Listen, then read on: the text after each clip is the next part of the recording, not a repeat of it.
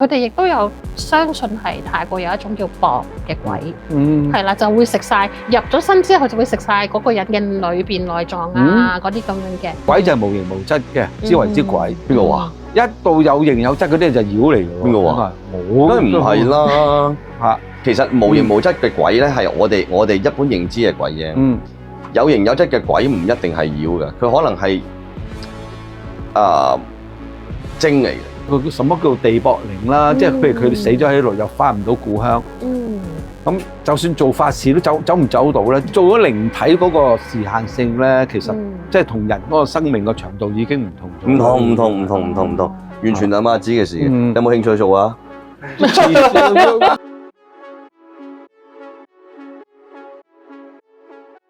สวัสดีค่ะ，Hello， 大家好，又係我啦，同埋都係兩位勁良師傅。好勁嘅文師兄係嘛？好勁嘅文師兄，係好唔勁嘅咩？好勁嘅咩？好唔勁嘅咩？係啦。好，我哋今集一齊講啲咩嘢咧？個主題就係戰爭啦。咁大家都知道泰國啱啱先至有一場戰爭，係即係近年都好多戰爭，泰國係其中一個，即係令到我幾意外嘅戰爭。太簡啦！咁我哋今日都有一啲精彩片段同大家分享一下嘅。咁就係呢一個喺泰國邊境嘅一啲片段。咁就有啲人咧錄到咧，就係啲狗咧，就不斷喺度唔知對住啲空氣啦，又係跟住不斷喺度叫做慘悲鳴啊！悲鳴係啦，咁就唔係一段短嘅時間添喎，仲要係成2個鐘咁長喎。但係而家我見到畫面上見到好似有啲軍人啦，跟住佢哋喺度抬屍。懷疑係見到有啲屍體啦。咁其實因為我哋嘅今次嘅戰爭嘅死亡人數咧，喺泰國就公佈咗有10零人啦。咁但係緬甸嗰邊咧，佢哋就話有大概係40零人。咁但係我哋大家都唔真正數目真係唔知嘅。咁但係泰國嗰邊咧就話佢哋即係有好多報道就話咧，住附近即係住邊境附近就聞到有味，聞到有屍臭味，同埋咧。就係啲狗咧，半夜就係有咁樣嘅情況啦，就不斷喺度嗌啦，慘叫。但係超出我哋嘅認知咯，呢種叫法就係，因為譬如好似狼號啊，我哋都成日都理解到，但係好似喊嘅喎，佢哋唔係因為嗰啲狗其實而家佢係驚啊，佢係驚嗰啲聲嚟㗎，係同埋佢見到有啲佢認即係。動物都會覺得係佢唔應該見到嘅嘢，所以變咗就會咁嘅聲音。即係似唔似我打你嘅時候嗰陣時啊？似係嘛？唔係我打你唔似你老婆打你嘅事啊！真係恐怖過我老婆打我啲添，因為我都係第一次聽到佢哋呢種咁嘅叫法。咁泰國人咧，其實佢哋就話咧，如果啲狗咧夜晚咁樣嗌咧，即係佢哋見到一啲特別嘅嘢嘅意思，例如見到靈體啊，或者見到一啲唔常見到嘅物。但係啲居民咧，居民個反應會係點咧？係啲人就話呢一個應該係啲緬甸死亡咗嘅人嗰啲軍隊係過嚟呢邊啊咁樣。嗱，我唔知啦，呢場戰爭其實喺泰國邊境咧，係泰國呢邊咧，定還是兩邊？係右手邊嗰邊，即係同叫做柬埔寨嗰邊嘅邊境嘅。咁而最勁嘅一個戰場就係一個叫做四色嘅四色谷嘅一個府啦，係。四色谷喺邊邊嘅？係都係喺呢一個右手邊東北嗰邊。即係嗰個邊界係泰國啊，定還是柬埔寨？依家呢一個片段係喺泰國嗰邊拍嘅。亦都見到啦。嗱，呢一個咧係半夜咧個千秋係喺度自己咁樣喐啦，喺度咁樣動啦。半夜喎，佢話係半夜13分。即係佢聽到有啲狗咁樣嘅哀鳴啦，咁同埋咁佢就係起身開門出去睇下係咩事啦。咁佢就見到咧出邊嗰個千秋係自己會咁其實呢場戰爭係嗰邊過咗嚟啊，你還是係其實因為太簡嘅邊境咧係歷史遺留落嚟嘅一啲問題嚟嘅。嗰陣時呢個喺法國咧嘅喺外國人係啦留低㗎啦。咁就佢哋就畫咗個邊界啦，但係原來咧畫嗰陣時咧柬埔寨嗰邊就有同法國嗰個一套，咁但係泰國呢邊咧又係跟美國嗰個唔知1比幾多嗰啲咁樣嘅一套，咁所以大家嘅邊境咧原來係唔一樣嘅，係啦，即係你又覺得係我應該係要大啲，我又覺得係應該要大啲咁樣嘅。外國人搞出嚟嘅，我覺得唔係跟翻我哋原本嗰個地圖去畫啦，總之係佢哋中意點畫點畫。咁以前其實泰國都冇一個即係機制話要畫地頭或者係要畫一個好實嘅邊界嘅，咁就用邊一條嘅水道或者邊一個山丘咁樣就話係㗎啦，就係呢度就係我嘅邊界。咁所以就係會有呢一個咁樣變咗，因為今次嗰個戰爭都係因為咁嘅原因去發生衝突。係啦，冇錯。所以我好奇怪啱嗰陣時咧，因為始終一路嚟講好多年啦，大家都相安無事嘅。係。忽然間打得咁激烈咧，我都有真有啲詫異嘅，完全係。當然我又冇深究啦呢樣嘢。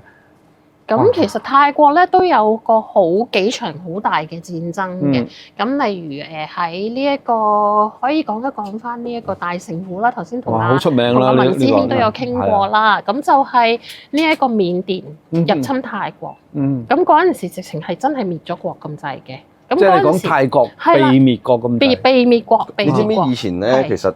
緬甸係咪？緬甸好有錢㗎，非常同埋好驍勇善戰。我就嗰啲因為佢有錢啊，有錢咪自然人多咯。係啊，好勁㗎，邊有而家咁冧㗎？你諗下，佢哋係可以能力係可以直情係將泰國嘅呢個大城府都係一個好犀利，亦都係一個好富裕嘅一個地方啦，都可以滅得到嘅。但係大城府喺嗰段時間好似係。唔知暹羅定咩係首都之類，係首都嚟㗎，係泰國嘅首都，就唔係而家曼谷㗎嘛。係啦，我記得係417年啊。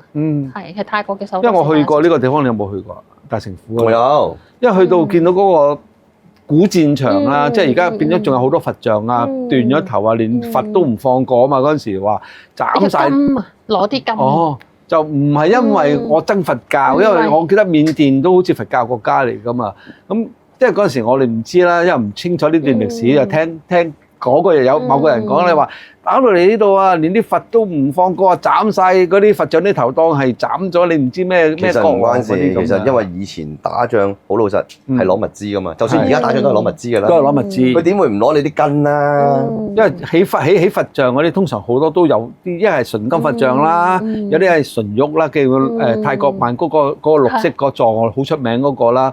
咁一係就鍍金啦，一係就一定係。唔使諗㗎啦，一打仗一定係攞物資㗎啦，尤其是錢㗎啦，唔使諗。咁所以嗰陣時咧，其實就引申咗好多嘅鬼故出嚟啦。就係咧，因為嗰陣時啲人咧走難，泰國嗰啲人走難或者啲貴族，佢哋好多嗰啲金啊、銀啊嗰啲咁樣嘅嘢咧，就將佢埋咗喺一啲嘅廟裏邊。咁所以咧，就有好多人咧，即係之後嘅人咧，想去掘翻，但係就唔見晒。出事啊！係點樣出事咧？就係因為咧嗰陣時係有一個相傳咧，就係話咧要有，譬如如果你擺咗啲寶藏喺裏邊啦，咁就會殺一啲人，咁就將佢係當係一個地綁令，係去保護住呢一啲咁樣，守護住呢一紮嘅財產。我即係要殺，即係譬如我要殺得喺度，我就殺一個人就係啦，你就同我睇住啦。咁你個靈就喺度睇住啦。咁所以咧，呢個理論好似講唔通啦。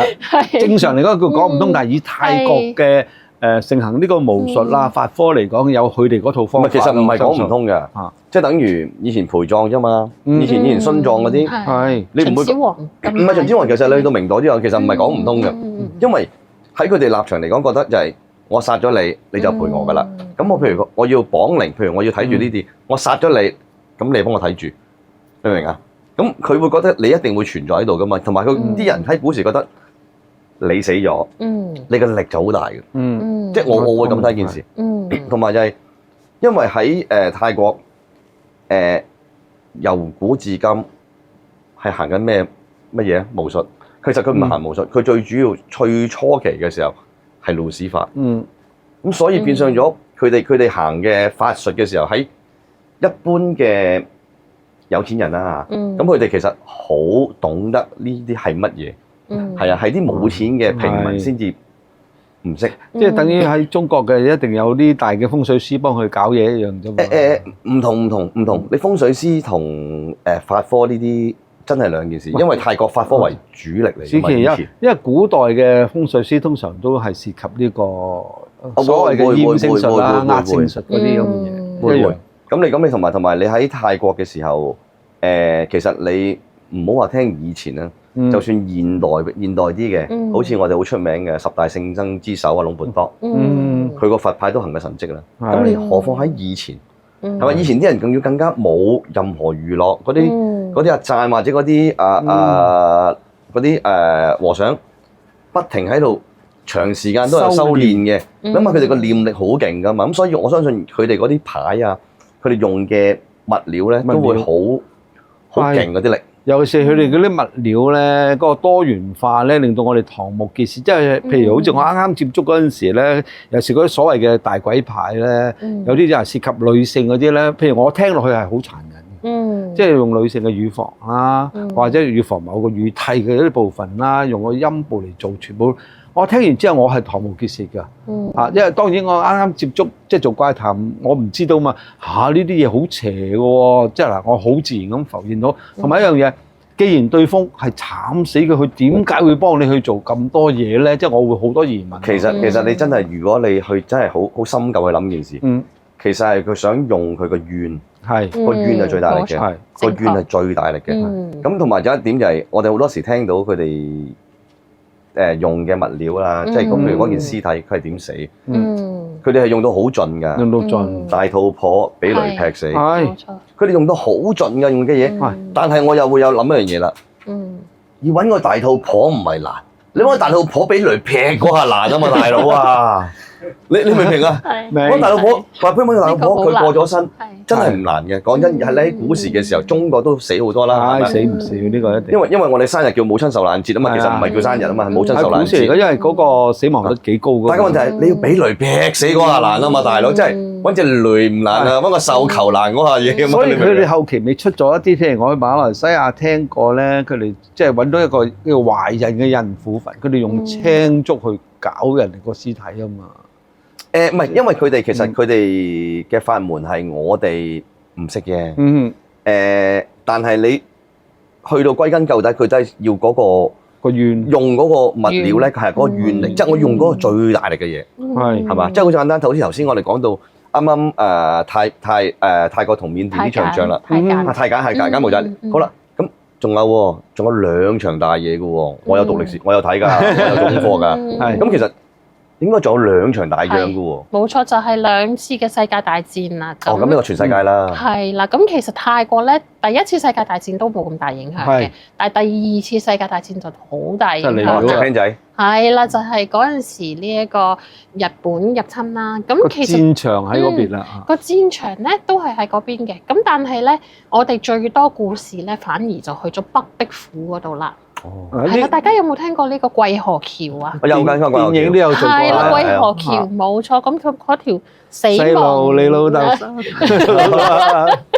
係啦，咁嗰陣時咧就係用咗好多呢一個叫做即係戰俘啦，係去起呢一條橋啦。咁亦都死咗好多人啦，咁所以咧嗰個亦都係叫做死亡之橋嘅。咁亦都係好多怨氣喺度啦。係。梗係啦，以前啲人都淨係要你做，唔俾你食㗎嘛。你嗰個氣氛咧，有時佢有個山窿裏邊，唔知點樣咧，有個山窿嘅裏邊，直頭係好似應該係以前嘅監獄之類嗰啲，佢仲有啲。哇！你總之入到係你渾身不聚財啦，即係我及反應，即係叫靈敏度咁低嘅人咧，入到去我都會覺得毛管戙，因為好自然諗翻起當時嗰啲戰俘或者其實泰國人又有美軍亦都有噶嘛，日本仔嗰時真係幾打得噶嘛嗰段時間。美軍啊、奧地利啊，到好多地方嘅不同地方嘅一啲戰俘嚟到起呢一條橋啦。咁另外咧就係北壁府，其實佢都有一啲當地嘅一啲嘅。信仰啊，或者咩嘢咧，係令到即係有一啲好神，令到人哋覺得係好神秘嘅一啲嘅感覺嘅。就算啱啱泰國有一套好出名嘅叫做《T 獄》嘅戲咧，就嚟上畫噶啦，第3集。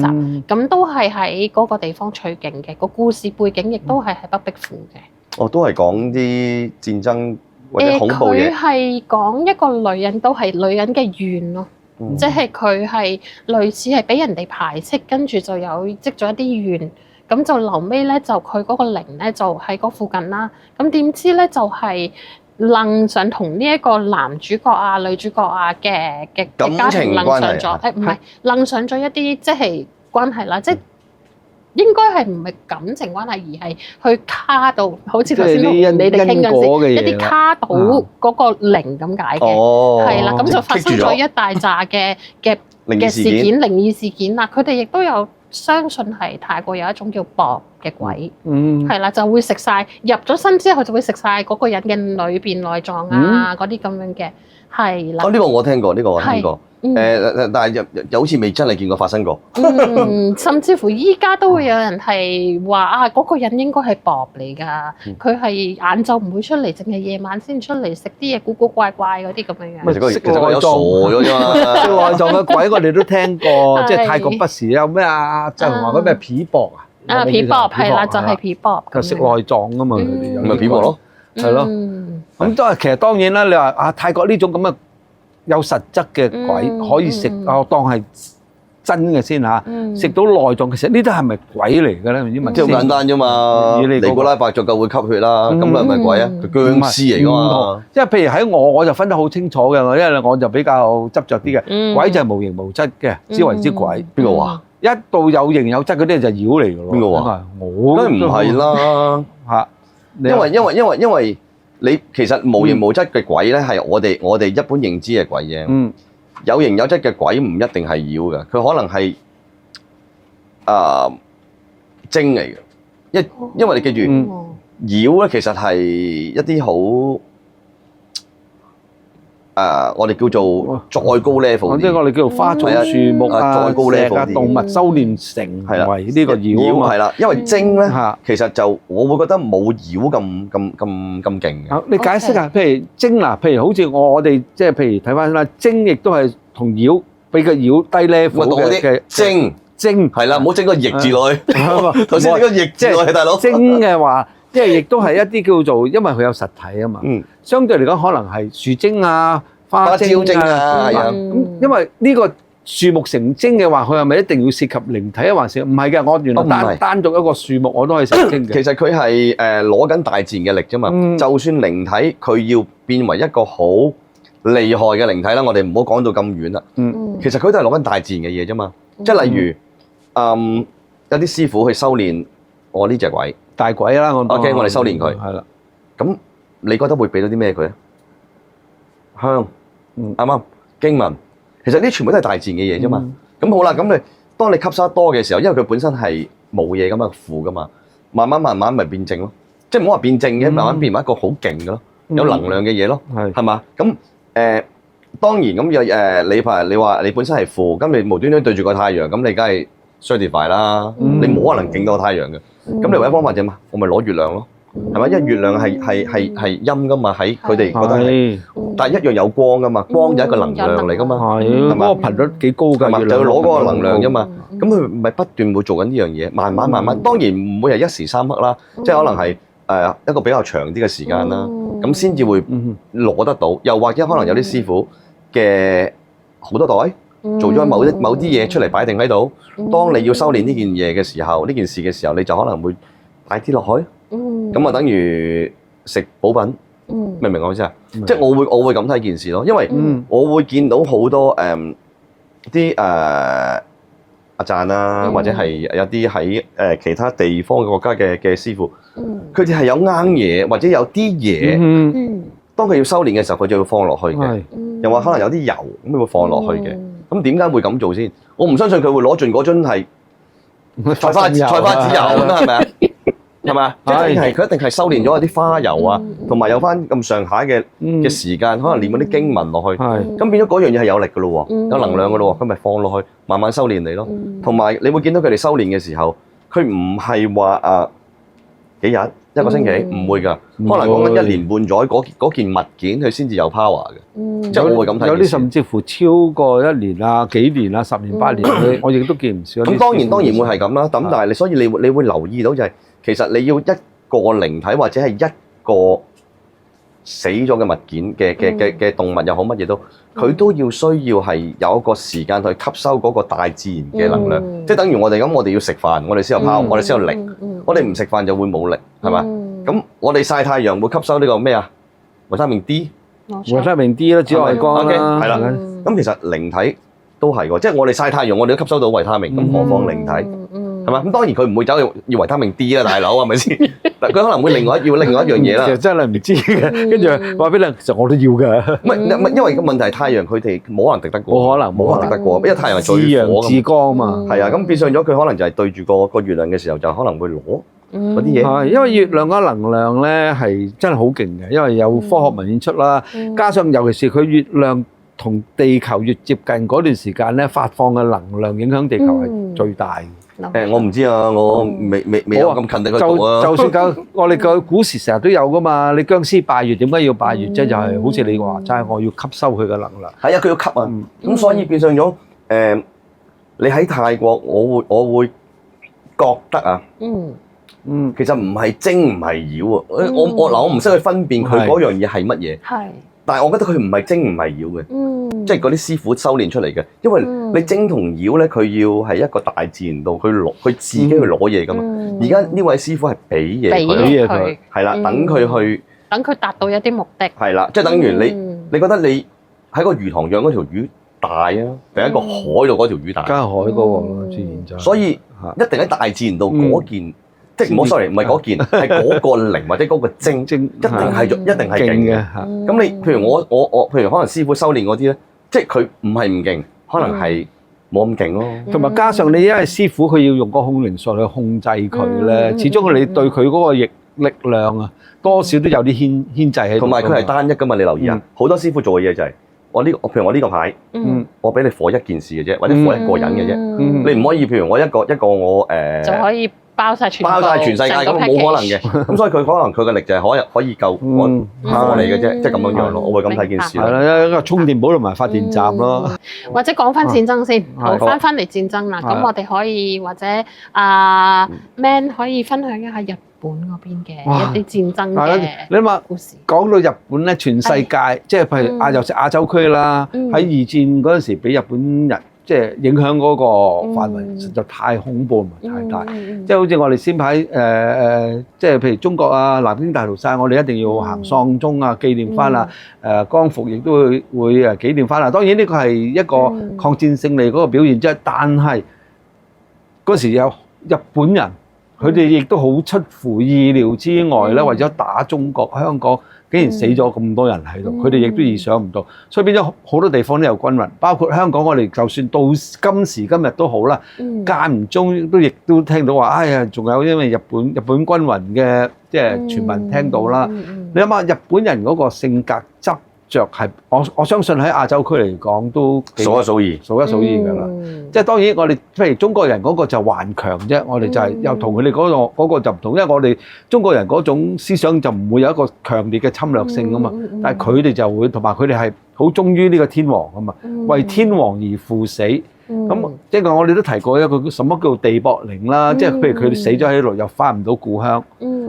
咁就算做法事都走唔走到咧，即係變咗佢哋嗰個靈魂留咗喺呢度，變咗喺呢度嘅無主孤魂，又唔係佢嘅故土，佢又嚟侵略呢個地方，而又唔能夠成功，先係諗下佢哋個怨氣會幾大，你不甘嗰種心情係。其實佢哋由頭到尾都冇覺得自己輸。係啦，呢個最重要啦。呢個最大問題啊嘛，因為你睇到。佢寫行書嗰度係寫俾美國佬噶嘛，係啊，寫俾美國佬，佢都唔係寫投降啊，係由於我唔想我個民族有問題啊，所以我先至不戰㗎。同埋佢嗰陣時亦都諗唔到啊嘛，佢哋已經同即係希特拉許下海口嘛，唔知3個月就要收復中國，但係點解即係喺度一拖就變咗8年抗戰？佢哋亦都係超出佢哋嘅預想。同埋，由於嗰陣時日本佢。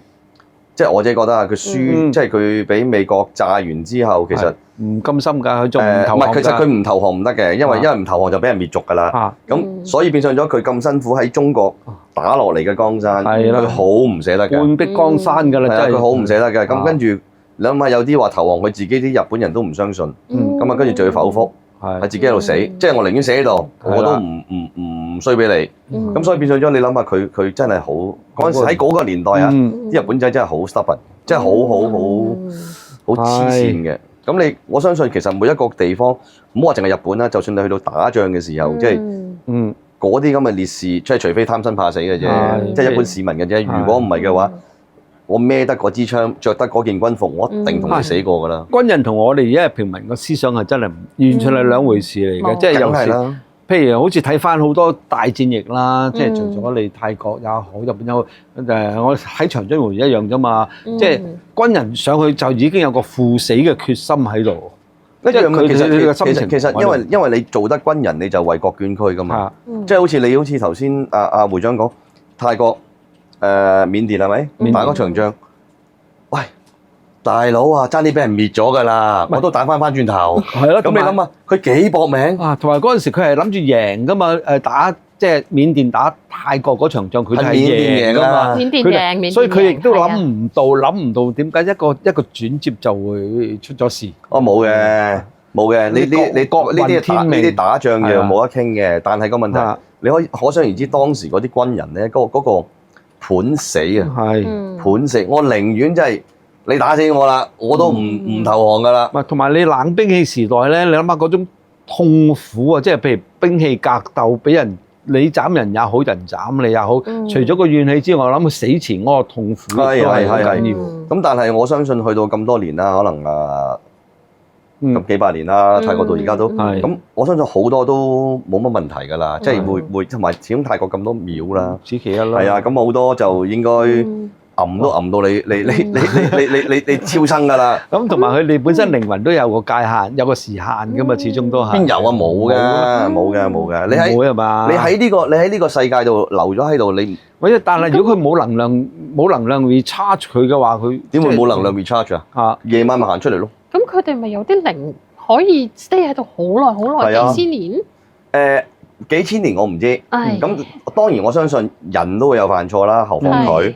係嘛？何況佢咁可能佢匿埋咗落個樽度，或者匿埋落個盒度，跟住人哋日光日白攞去抌咗佢，跟住打開佢，咁樣係咪？即係我會覺得係咁嘅。但係你話佢喺度 stay 10零20年，真係冇乜問題。10零20年係即係對靈體嚟講，呢個係短時限。即係譬如我哋用翻一個傳聞也好，或者係聽翻嚟都好啦。因為做咗靈體嗰個時限性咧，其實即係同人嗰個生命個長度已經唔同咗。唔同，完全阿媽知嘅事。有冇興趣做啊？冇得你冇興趣啊！你係遲早要做，早同埋晚嘅關係啫嘛。到時做即係大家利是啊！即係唔係黑啫咪單聲嚟聽下咯。啲路單到你做咗鬼之後摸下㗎啦嘛！你唔係完全意識嚟㗎嘛？你唔係其實講笑啫。其實好多時就係我會覺得鬼會好過人嘅，真嘅。即係我自己覺得，因為就算喺泰國都好，或者喺馬來西亞都好，其實好多靈體咧，其實佢唔係害人嘅，佢反而會幫人嘅。呢個真嘅，係啊，反而因為有啲嘢佢可能佢會覺得佢做咗功德啊，佢係幫你啊，所以令到自己有一個修為早啲去投啊，即係我會覺得會係咁嘅。咁同埋好多時就係啲人誤解咗靈體一定係好恐怖嘅，只不過我哋睇戲啫。睇戲嘅。其實靈體係咪真係會好傷害人啊？好大部分其實我覺得唔係，絕對唔係。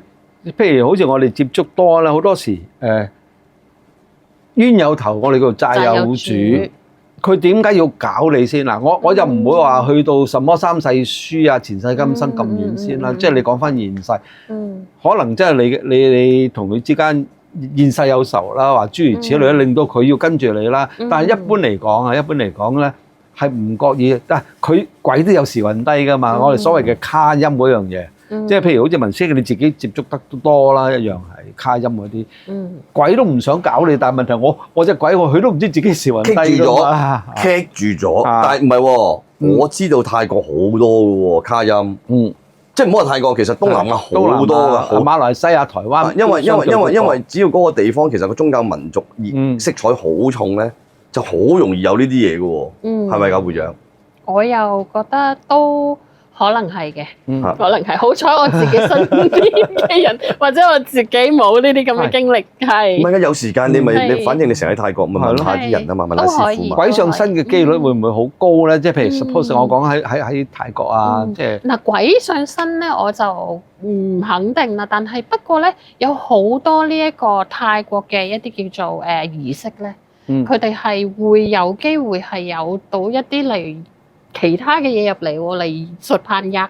佢哋話呢一個有一個儀式咧，就係即係我哋係去聽和尚誦經啦，但係誦下啲人就會好似標童咁嘅咯。我哋都見過呢啲。唔係因為佢入咗去另外一個意識境界，因為佢太專注落去嗰個經文度，有啲人會係咁嘅。就算好似我哋咁咧，我哋有陣時我哋都會收噶嘛。咁嘅時候，我哋都會去咗另外一個地方，即係其實我當然唔係話真係個人去咗另外一個地方，係個思維去咗另外一度，另外一度係啦。咁啊，俾另外一樣嘢我哋叫上同，就係去入咗嚟，去令到我哋做其他嘢，即係會係咁嘅。咁尤其是你去泰國，咁你知道啲廟宇，佢哋啲和尚念經好勁㗎，真係 V 嗡嗡㗎嘛，唔係講笑㗎嘛。咁好多善信係本身好入去，即係個思維好入㗎嘛。係啦，咁佢去咗另外一個境界唔出奇嘅。其實我覺得呢啲有陣時叫放空下都幾好嘅，即係放空下都唔錯嘅，係啊。咁同埋你始終係安全嘛，你喺廟宇啊嘛，你唔喺條街啊嘛。你話唔係喎，你走喺條街度喺個墳場度放空，你梗係唔好玩啦！嗱，嗰啲嘢真係唔玩得，係嘛？梗係有問題啦。但係你個廟宇度你係聽緊和尚喺度誦經嘅，咁其實呢件係一件好事嚟㗎，同埋你放空，最緊要放空到，好緊要嘅，好難放空嘅，傻咗就得。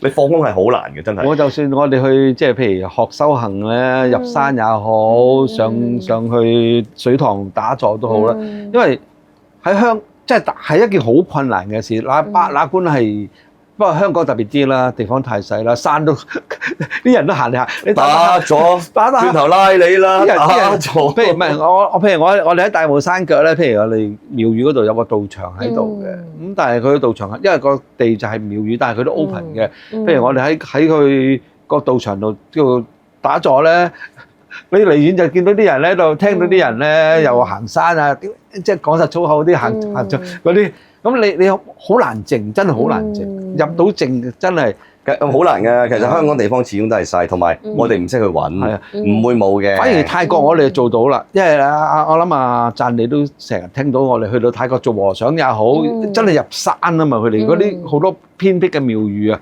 哇！我哋入到去裏邊嗰啲真係現代人影響唔到啦，我哋啲手機要交低啦，哇！呢樣嘢最好。成個山洞咁樣。係啦，入山洞嗰啲啊，哇！真係正。